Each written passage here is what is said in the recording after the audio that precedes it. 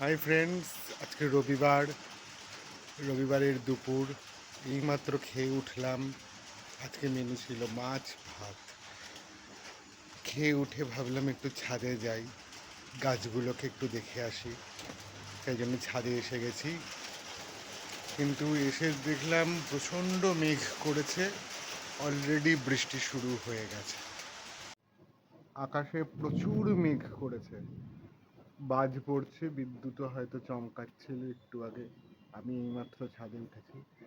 টিপ টিপ করে কয়েক ফোঁটা বৃষ্টি হয়ে গিয়ে বৃষ্টিটা থেমে গেল, কিন্তু বৃষ্টিটা প্রচুর পরিমাণে হবে, আকাশ দেখে বোঝাই যাচ্ছে।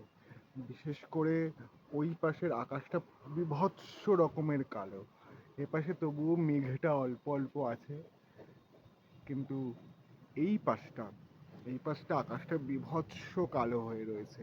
মানে ঝমঝম করে বৃষ্টি যাকে বলে, সেই বৃষ্টি। গাছে ফুল ফুটেছিল, অলরেডি ফুলটা ঝরেও গেছে। ফুলটা তুলে আমি রাস্তায় ফেলে দিই, নাহলে ছাদ প্রচণ্ড নোংরা হচ্ছে। বীভৎস গরমের জন্য গাছের পাতা নিজে থেকেই ঘষে ঘষে পড়ে যাচ্ছে। ভেবেছিলাম জল দেব, কিন্তু জল দেওয়ার দরকার নেই, কারণ আকাশের যে অবস্থাতে প্রচুর পরিমাণে বৃষ্টি হবে আমি বুঝতেই পারছি। তাই আপাতত জল দেওয়ার দরকার নেই। মাটিগুলো শুকিয়ে গেছে। জল পরশু দিনকেই দেওয়া হয়েছিল, কিন্তু রোদ্দুরের এত তেজ যে জল নিমেষের মধ্যে শুকিয়ে যাচ্ছে। কারি পাতার গাছের থেকে পাতা তুলে নিয়ে গিয়ে মনে হয় রান্না করেছে, তাই জন্য কারি পাতার 3-4টে ডাল পাতাহীন হয়ে গেছে। এগুলো নিয়ে গিয়ে রান্না করেছে, এগুলোও আমি তুলে রাস্তায় ফেলে দিই। নীলকণ্ঠ ফুলের গাছটা শুকিয়ে গেছে বলবো না, জল দেবো ভেবেছিলাম, কিন্তু বৃষ্টির জন্য আর জল দেবো না। তোমরা বন্ধুরা যে বড় হলুদ রঙের জবাটা আমার দেখতে পাও, সেটা হচ্ছে এই গাছটা। অনেক বড় হলুদ রঙের জবাটা, শুধু হলুদ। আর যেটা লাল জবা ঝুলে থাকে ঘন্টার মতো, সেটা হচ্ছে এই গাছটা। এটা তো নীলকণ্ঠ গাছ, অপরাজিতা গাছ, নীলকণ্ঠ বলবো না। এই অপরাজিতা গাছে আমার সাদা অপরাজিতাও হয়, নীল অপরাজিতাও হয়।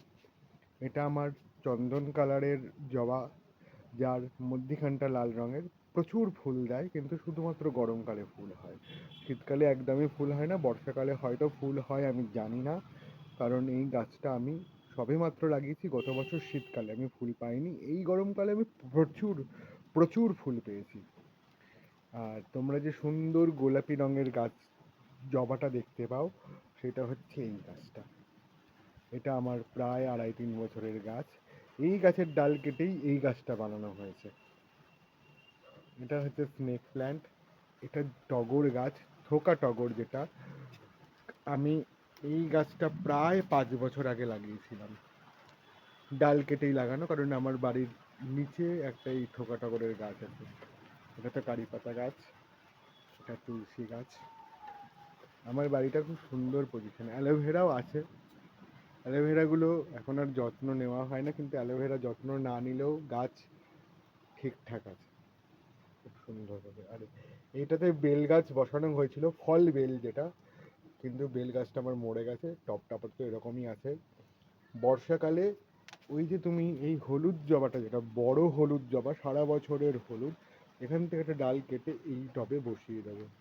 টবটা বড় আছে, গাছটা খুব সুন্দর হবে। আমার বাড়িটা একদম রাস্তার ওপরেই। এই যে তোমরা ওই ঠোকা টগর গাছটা দেখতে পাচ্ছ, যেটার ডাল কেটে আমি ছাদের ঠোকা টগরটা করেছি। বৃষ্টি পড়া আবার শুরু হয়ে গেছে, টিপ টিপ টিপ টিপ করে, তোমরা বুঝতেই পারছো বন্ধুরা। তাই বেশিক্ষণ ছাদে থাকবো না, বেশিক্ষণ বৃষ্টিতে ভিজলে ঠান্ডা লেগে যাবে। এই যা ওয়েদার, গাছ নিজে থেকেই জল পেয়ে যাবে, তাই জল দেওয়ার আর দরকার নেই। এখন বিকাল 4টে বাজে, কিন্তু দেখে মনে হচ্ছে যেন সন্ধ্যে 6টা, এমন অবস্থা। বেশ বৃষ্টি হচ্ছে, বেশ। আমি দেখিয়ে দিই তোমাদের করে ভিডিও। ওকে বন্ধুরা, বৃষ্টি শুরু হয়ে গেছে, গাছে এমনি জল পেয়ে যাবে, তাই আর গাছে জল দেওয়ার দরকার নেই।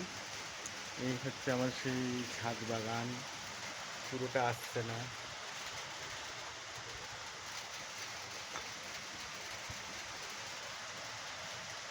ওকে বন্ধুরা, আজকের মতো এটুকুই।